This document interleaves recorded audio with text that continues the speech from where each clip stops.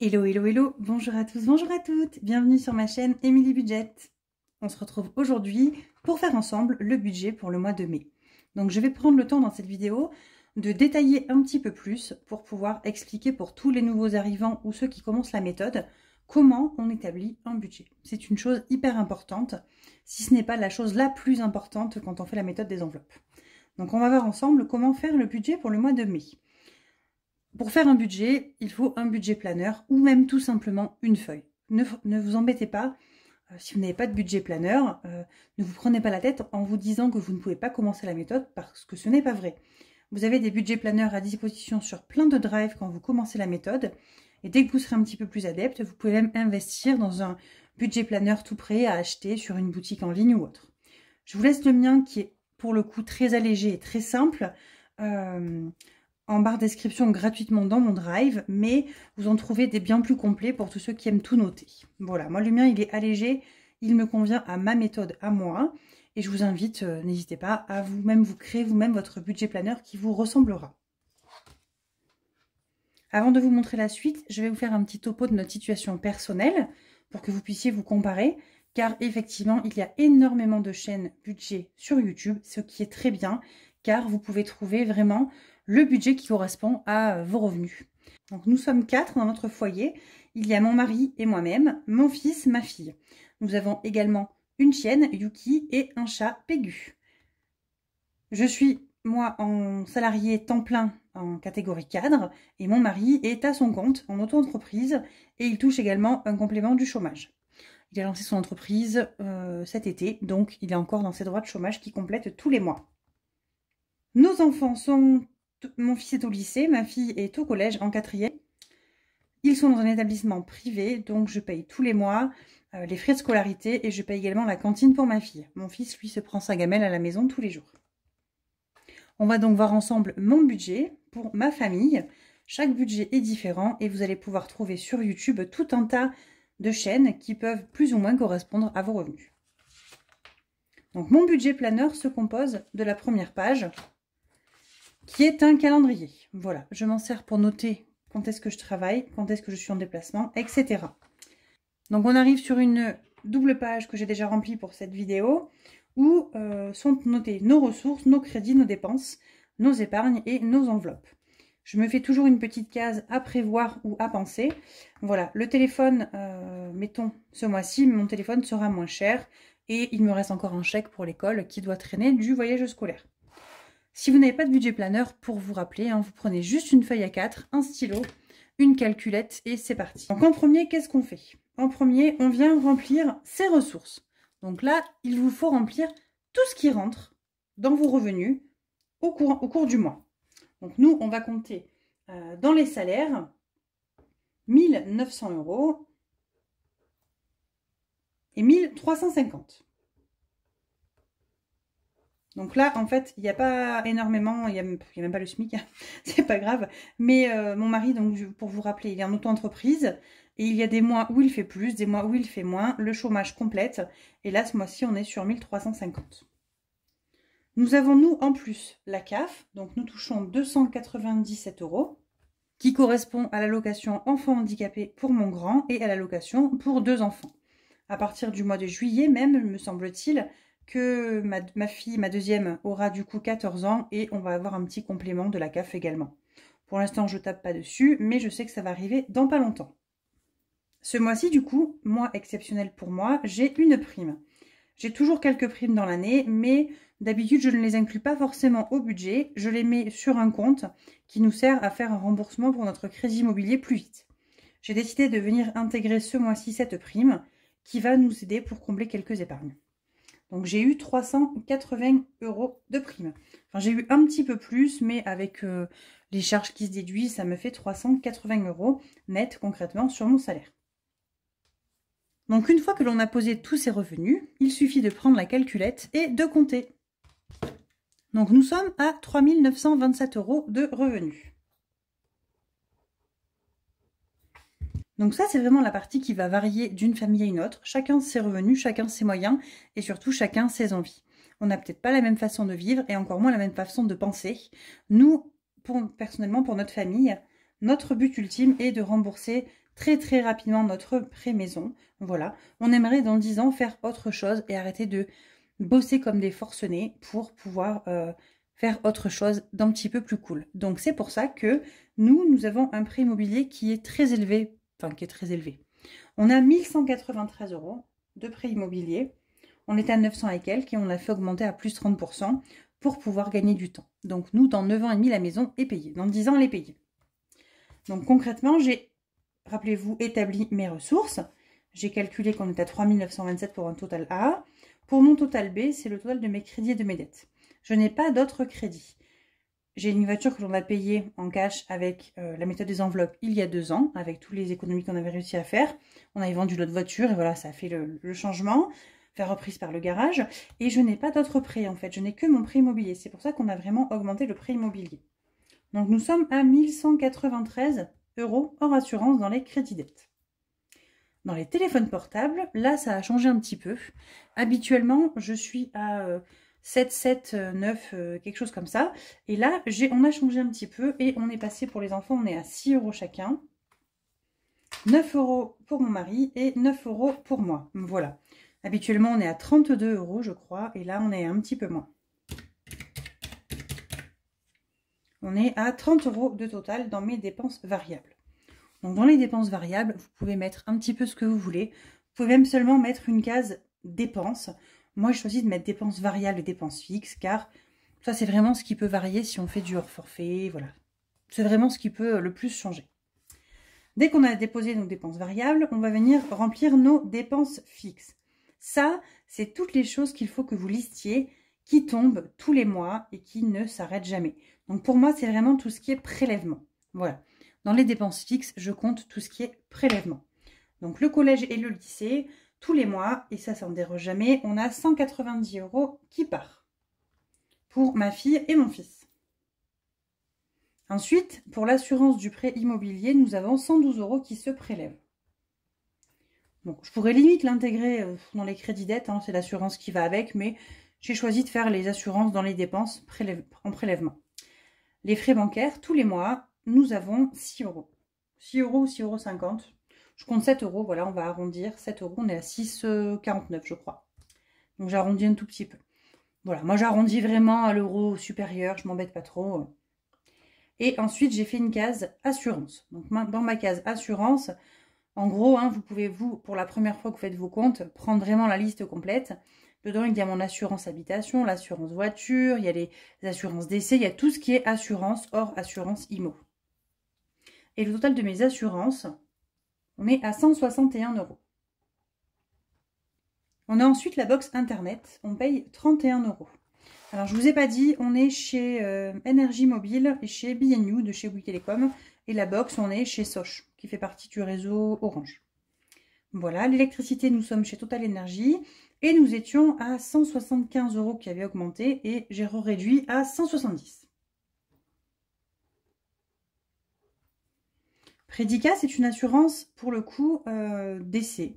Alors je ne l'ai pas mis avec mes autres assurances parce que là, c'est prélevé de Matmut, etc.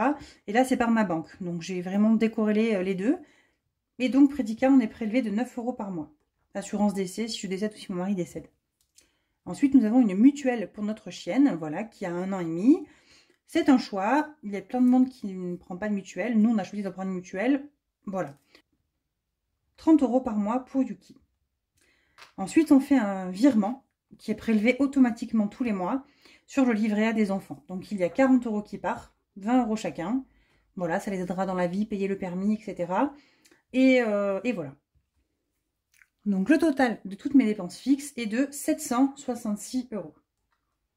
Maintenant, le plus important, c'est de venir faire le total de mes ressources. Donc, on va le faire ensemble. Alors, mes ressources, donc 3927, moins tous mes crédits et toutes mes dettes, moins mes dépenses variables, moins toutes mes dépenses fixes, prélèvements qui se font automatiquement. Donc là, il me reste 1938 € pour venir dispatcher dans mes enveloppes du quotidien et mes épargnes. Donc, il y a deux cas de figure où vous vous dites, je mets en premier mes épargnes et je vivrai avec ce qu'il va me rester. Ou vous prenez en premier ce dont vous avez besoin pour vivre et s'il en reste, vous épargnez. Moi, je suis un petit peu de cette team-là. En premier, je fais mes enveloppes du quotidien et la somme qu'il restera, je l'attribue dans mes épargnes. Donc ce mois-ci, on a en plus la prime, on a quand même 400 € presque de prime. Donc voilà. Donc comment est-ce que nous, on fonctionne? Je vais vous faire un petit topo de notre méthode à nous, et j'insiste bien sur notre méthode à nous, parce qu'il y a sur YouTube tout un tas de méthodes, tout un tas de façons de faire, et qui est propre à chacun. Vous allez voir, vous allez sûrement tenter, essayer, et vous allez peut-être essayer des choses, arrêter, en essayer d'autres, arrêter, et c'est ce qu'il faut faire. À vous de trouver votre propre méthode. Donc nous faisons des enveloppes à la semaine. J'ai essayé de les faire au mois quand j'ai commencé, etc. J'ai essayé plusieurs façons et finalement, cette méthode-là qui marche pour nous. Donc, tous les mois, je retire de l'argent en espèces. Je fais une partie en espèces, également une partie en carte bleue. Tout ce qui est miam, donc c'est par semaine, c'est l'alimentation, j'attribue 130 € par semaine pour notre famille de 4 pour l'alimentation. Donc, sur ces 130 €, je laisse 80 € sur le compte chaque semaine et je retire 50 € pour faire 130 €. Pourquoi? Parce qu'on aime bien faire une partie en drive et après on fait une partie pour aller au magasin quand on doit acheter des petites choses un petit peu plus fraîches, des légumes, etc. J'aime bien les choisir. Donc déjà, pour commencer, tous les mois, il me faut 130 € sur 4 semaines. Il me faut 520 € pour mon alimentation. Ensuite, je me suis fait une petite enveloppe extra. Extra, pourquoi? Parce que 130 €, il y a des semaines ça passe et des fois 130 € ça ne passe pas. Et donc la petite enveloppe extra va me servir pour quand je dois acheter des petites choses en plus. Vous savez, le stock, quand je dois prendre une promotion qui n'était pas prévue, ou des choses comme ça. L'enveloppe extra est là pour m'aider. Donc nous mettons 20 € par semaine, ça fait 80 € par mois. C'est un petit peu comme si j'avais 150 € par semaine pour les courses concrètement. Ensuite, je me fais une petite enveloppe d'hiver. Donc, qu'est-ce que je vais faire avec l'enveloppe d'hiver? C'est si je dois acheter un timbre, si je vais à Action. Voilà, d'hiver sert vraiment à ça. Je m'en sers également pour donner de l'argent de poche à mes enfants. Ils ont 2,50 € par semaine chacun. Mais comment vous dire que depuis plusieurs semaines, voire maintenant plusieurs mois, ils sont constamment punis, donc pas d'argent de poche. On est en pleine adolescence rebelle, voilà. Donc pas d'argent de poche. Donc bah écoutez, il reste, on les économise chaque semaine. Je suis très contente. Mais voilà, toutes les semaines, 10 € par semaine. En tout pour le hiver, ça fait 40 € pour le mois. Ensuite, on a fait une enveloppe imprévue. Donc j'attribue 10 € par semaine à cette enveloppe qui, pour le coup, est un petit peu comme une épargne. Hein. Je m'en sers très rarement d'imprévu. Mais elle est là si jamais un jour une de mes enveloppes ne suffisait pas. Donc 10 € par semaine sur 4 semaines, ça fait 40 € pour le mois. J'attribue ensuite une enveloppe shopping pour les enfants. Donc c'est pour payer si je dois payer le coiffeur à mon fils, si on doit racheter des vêtements, si je manque un petit truc pour l'école, enfin voilà. Donc ça c'est l'enveloppe shopping qui est pour les enfants, voilà, concrètement. Ce mois-ci, nous allons y mettre 60 €. Alors en moyenne, j'y mets entre 40 et 70 €. Ça dépend des mois, voilà. Ensuite, on a une enveloppe animaux. Donc qu'est-ce qu'on fait avec l'enveloppe animaux? On paye les croquettes du chien, on paye les petites gourmandises qu'on achète à notre chienne à l'animalerie, etc., etc. Donc là, vous verrez d'ailleurs, ce mois-ci, j'ai fait une partie en carte bleue pour acheter des croquettes. Donc, animaux, il n'y en aura pas autant. Mais ce mois-ci, on avait prévu 100 €. Ensuite, on a fait une enveloppe loisirs en famille. Celle-ci nous sert en fait quand on doit aller faire un petit fast-food, des choses comme ça. Donc, nous, on n'a pas beaucoup d'enveloppes, je trouve. Il y en a qui en ont beaucoup plus. Mais c'est vraiment ce qui vous arrange, en fait. Moi, je ne me fais pas d'enveloppe Action parce que je ne vais pas souvent à Action. Je ne fais pas d'enveloppe restaurant, sushi ou je ne sais autre parce que nous n'y allons pas. Mais à vous d'adapter vraiment en fonction de vos besoins. Vraiment, c'est ça qui est important, c'est d'adapter. N'appliquez pas ma propre méthode à votre méthode à vous. Il se peut qu'elle ne vous convienne pas du tout. Donc ce mois-ci, moi, pour loisirs en famille, on a prévu 80 €. Pourquoi? Parce qu'il y a des ponts et que voilà, on va sûrement faire quelques petits fast-food par-ci, par-là et voilà. Ensuite, on se prévoit un petit budget carte bleue. Donc pour mon mari, je lui envoie 40 € et pour moi, j'envoie 50. Donc mon mari a les revenus de l'auto-entreprise. On attribue 1350 directement pour le mois dernier dedans. Mais en général, il a de l'espèce un petit peu plus et il va payer son essence avec pour quand il doit aller à droite à gauche pour travailler. Moi, mon virement, je ne mets que 50. C'est pour payer à minima mes ongles ou un plein essence. Et ensuite, je fais quand même beaucoup de déplacements au travail. Et donc, soit j'ai les frais de déplacement qui tombent, soit je paye l'essence avec la carte pro. Et donc, du coup, concrètement, l'essence, je m'en sers de moins en moins dans mon budget. Sinon, dans tous les cas, j'ai les revenus YouTube qui tombent, que je ne vous cache jamais, hein, que je vous montre les pages d'après. Et je m'en sers pour mes besoins personnels. Voilà. On va donc faire le total de mes enveloppes. Et donc, on arrive à un total de 1010. Donc, ce qui est important à faire, c'est de venir faire le total de ce qu'il me reste après les prélèvements, hein, moins ce qu'il me faut pour vivre que je vais retirer. Et il me reste actuellement 928 € à répartir dans mes épargnes. C'est une énorme somme. En général, je suis entre 500 et 600. Mais si on fait moins de 389 ma prime, c'est ça, on est à 550. Donc 928, on va venir mettre 930 € en épargne. Et il ne restera plus rien. Donc, c'est là où chacun voit midi à sa porte en termes d'épargne. Donc est arrivé le moment où il faut que je place mes 930 € dans mes épargnes. Donc, j'ai déjà une vague idée de où je veux les placer. Hein. J'ai déjà réfléchi en amont. Mais je vais vous montrer un petit peu ce que je fais et ce auquel je ne déroge pas chaque mois. Donc, chaque mois, je viens mettre 50 € dans mon fonds de secours. Il y en a qui pourront mettre que 10, il y en a qui mettront 200. Voilà, chacun fait en fonction de ses revenus et surtout de ses envies. Donc, 930, je vais essayer de faire le décompte en même temps. Moins 50 pour le fonds de secours. Je fais tous les mois une provision pour payer les factures d'eau qui tombent tous les entre 4 et 6 mois. Et je vais venir mettre ce mois-ci 50 € dedans également. J'essaye de faire toujours la même chose pour l'eau. Je mets 50 € tous les mois, ça paye à peu près les factures. Ensuite, le foncier, c'est pour payer ma taxe foncière. Ma taxe foncière, il me faut à peu près 1100-1200 € à la fin de l'année. Donc tous les mois, je mets 100 € sur mon livret. Je pourrais très bien faire un prélèvement automatique par les impôts, mais je trouve ça un peu dommage. Je préfère les avoir sur mon livret et que les petits montent. Parce que je sais que je n'y toucherai pas. Je n'aurais jamais fait ça il y a 3-4 ans quand j'ai commencé la méthode, parce que je ne suis pas sûre que je ne serais pas les piocher dedans et que je me serais retrouvée dans une panade monstre à la fin de l'année. Là, je sais que je n'y déroge pas, je n'y toucherai pas quoi qu'il se passe. Ensuite, je fais une enveloppe santé. Tous les mois, je mets un petit peu dedans. Je m'en moyenne 10, 15, 20 € dedans. Ce mois-ci, on va mettre 20 € car j'ai eu un petit peu plus avec la prime. Donc, c'est très bien.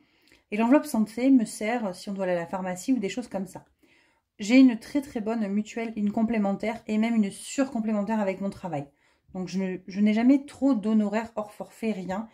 Je suis toujours très bien remboursée. C'est pour ça que je ne m'inquiète pas et que je ne mets pas énormément dans cette enveloppe santé. L'âge avançant, je pense que je vais quand même commencer à faire une enveloppe santé un petit peu plus importante dans les prochaines années, parce que les dents, c'est quelque chose qui coûte très cher et qui souvent est très mal remboursé quand il s'agit d'implants ou de choses comme ça.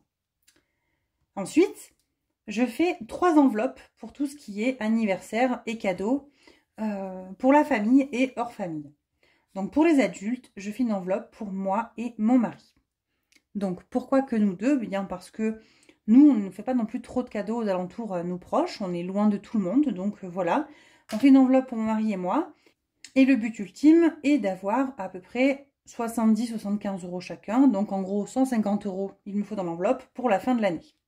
Donc là, je suis tranquille. Nous, on est du mois de décembre tous les deux. Je vais venir mettre 20 € pour booster un petit peu l'enveloppe. Mais en gros, pour arriver à mes 140-150 €, il faut que je mette 10 € tous les mois dans l'enveloppe, plus 20 € les deux derniers mois de l'année. Et je sais que j'ai mes 140-150 € pour nos anniversaires. Pour les enfants, c'est la même théorie. Je fais 10 € par mois et ils sont de mai et juillet. Alors mai et juin, je vais mettre 20 €, 20 € au lieu de 10 et j'arrive au total des 150 € pour les enfants. Donc là, du coup, je vais mettre 30 € pour arriver quasiment à la fin des enveloppes des enfants, puisque mon fils est pour le mois de mai, ma fille est pour le mois de juillet et que j'ai déjà plus de 120 € dans l'enveloppe. Ensuite, je fais une enveloppe cadeau Celle-ci est pour quand je dois faire un cadeau à mon tonton, ma tata, mes germains, voilà, à toutes les autres personnes. Donc là, je vais mettre 20 €. On va arriver sur les périodes où j'ai plusieurs anniversaires qui vont arriver entre le mois de mai, le mois d'août, voilà. Donc je commence progressivement à remettre des sous dans l'enveloppe. Ensuite, pour Noël, je mets une petite enveloppe, je mets 10 € dedans. Je vous reprends ma caméra à couper pendant mes explications sur Noël. Je m'en suis pas aperçue, j'avais déjà quasiment tout fini. Bref, j'étais tous en bas de ma ligne. Donc pour Noël, on met 10 € par mois. Pour nous, Noël n'est pas un gros budget. Voilà, chacun ses budgets Noël. Nous, entre 300 et 600 €, ça nous suffira largement. Et j'ai en plus des cartes et des chèques cadeaux à Leclerc en fin d'année par mon travail. Ensuite, pour la voiture, j'ai mis 150 € dedans. J'ai fait le contrôle technique le 30, la semaine dernière, enfin en début de semaine là, et elle est passée, pas de souci pour la Ford. Par contre, elle fait un petit bruit bizarre, j'aimerais bien l'emmener au garage avant que l'on parte en vacances cet été. L'enveloppe maison, nous allons y mettre 150 €. Pourquoi? Parce que ça fait 1000 ans que je vous dis que je veux finir ma terrasse à l'extérieur. Elle est toujours pas finie. On va acheter des caillebotis, mais je ne trouve pas ce que je veux. On avait déjà des vieux caillebotis, on ne trouve pas les mêmes, bref. Donc on va un petit peu gonfler encore l'enveloppe. L'enveloppe stock, je viens y mettre 20 € dedans, car actuellement j'ai 80 et que je me sers l'enveloppe uniquement quand elle est à 100. Donc dès qu'elle sera pleine, je pense que j'irai faire un petit peu de stock si je trouve des choses intéressantes. Pour les vacances, on va y mettre 100 €. Objectif, toujours les vacances pour cet été. Donc on a pris goût à partir en vacances. Avant, on ne partait pas trop. Maintenant, on a pris goût à partir un petit peu. Donc voilà, on va faire gonfler l'enveloppe. Voyage à l'étranger, ce mois-ci, grâce à la prime, je vais faire gonfler cette enveloppe également. On va venir y mettre 50 €. C'est une enveloppe, c'est ma plus grosse enveloppe actuellement. On doit avoir 2000 et quelques euros dedans. On avait notre voyage de noces qui a été, pour nos 10 ans de mariage, qui a été annulé avec le Covid en 2020. Et du coup, on avait récupéré l'argent et on l'a fait grimper depuis. Donc, on était à 1000 et quelques. Maintenant, on est à 2002 même, je crois. Donc, je suis très contente. Je n'y touche pas. Je fais un virement automatique du montant que je choisis. Et voilà. Événement. Là, c'est une enveloppe plutôt, alors je ne vais pas dire personnelle, mais un petit peu spéciale. Voilà, vous ne la voyez pas chez tout le monde, celle-ci, où chacun l'appelle différemment. Moi, c'est une enveloppe pour les mariages et les décès. C'est hyper gai de dire ça comme ça, mais j'ai la famille qui est un petit peu éparpillée à droite à gauche, voilà, dans la France. Nous, on est en Aveyron, il y en a qui sont à Paris, d'autres en Mayenne, d'autres en Vaucluse, d'autres en Ardèche. Et il est vrai que quand on doit partir pour la famille, pour un enterrement ou autre, c'est jamais gai. Avant, quand on n'avait pas de thunes, eh bien, passer notre temps à se dire comment est-ce qu'on va faire pour payer le péage, comment est-ce qu'on va faire pour payer l'essence. Maintenant, voilà, j'ai fait une enveloppe. Là, on va partir au mariage de ma belle-sœur. L'enveloppe grimpe, on va pouvoir acheter des petits cadeaux, voilà, etc. Donc, je suis très contente. Donc, je viens y mettre 80 € dès ce mois-ci. L'enveloppe école, j'y mets 20 € dedans. C'est une enveloppe non pas pour les fournitures scolaires, mais plutôt pour les voyages scolaires, etc. Les enfants sont partis en voyage scolaire, là, il n'y a pas très longtemps. Un en Irlande, l'autre en Angleterre, au mois de mars. L'enveloppe, heureusement que je l'ai fait grimper. On a également eu des sous, la prime Macron que j'ai eue en décembre, qui ont payé les voyages scolaires également. Et voilà, je mets 20 € histoire de réinjecter pour pouvoir repartir sur les voyages scolaires pour l'année prochaine. Ensuite, pour 5e semaine, je mets 50 € tous les mois dedans, puisqu'il y a, dans mes calculs à moi, une 5e semaine environ tous les 3 mois. Et je me dis que si je mets 50 € tous les mois, au bout de 3 mois, j'ai logiquement 50 x 3, 150 €. Donc j'ai une semaine, qui fait ma 5e semaine, qui est déjà prête. Pas besoin de la budgéter ce mois-là. Ensuite, j'ai une enveloppe week-end en famille qui nous sert quand on est invité à droite à gauche pour ramener la bouteille de vin, le barbecue, les choses comme ça. Voilà, si on doit faire un petit truc ensemble avec un repas avec les proches, etc. Je viendrai piocher là-dedans. Et donc, vous ne l'avez pas vu parce que ça a coupé, mais le total de tout ça, on arrive à 930 €. Et donc, j'ai dispatché exactement tous mes revenus. J'ai fait 3927, moins mes crédits dettes 1193, moins 30 € de dépenses variables, moins 766 de dépenses fixes, moins 1010 pour les enveloppes pour vivre au quotidien ce mois-ci, moins 930 € d'épargne. Ça, c'est vraiment un énorme gros gap dans mes épargnes grâce à ma prime. Et on arrive à 0. Mon budget est donc établi et la question est qu'est-ce que je fais de mes sous chaque semaine qu'il me reste. Donc toutes les semaines, j'ai mon petit classeur des filles Et quand en fin de semaine, sur mes 130 € d'alimentation, s'il en reste, et sur toutes mes petites enveloppes, eh bien j'ai choisi moi de ne pas les laisser dans les petites enveloppes, mais de venir les enlever et de les sauver. Donc j'ai fait un petit classeur défis avec des petits défis que j'ai achetés à droite à gauche, qu'on m'a offert et autres. Et je viens mettre les petits sous dans ces petits jeux ludiques. Je ne me mets pas de pression car mes épargnes sont faites. Je n'attends pas après mes défis pour faire grimper mes épargnes. Mes petits défis sont uniquement pour le plaisir. Admettons, là j'ai un petit défi pour vous montrer où on joue avec un petit dé, hein, voilà, c'est ludique. On tombe sur une case, on avance, voilà, on 3 € par 3 €. Et je suis déjà à 18 € pour ce mois-ci dedans.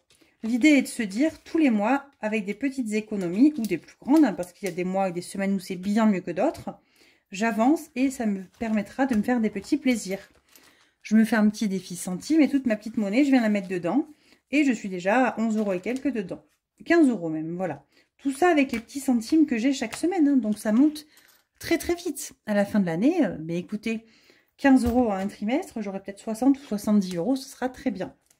Pareil, Amazon, ça c'est du pur plaisir. Donc dès que je peux, je mets quelques petites pièces par-ci par-là.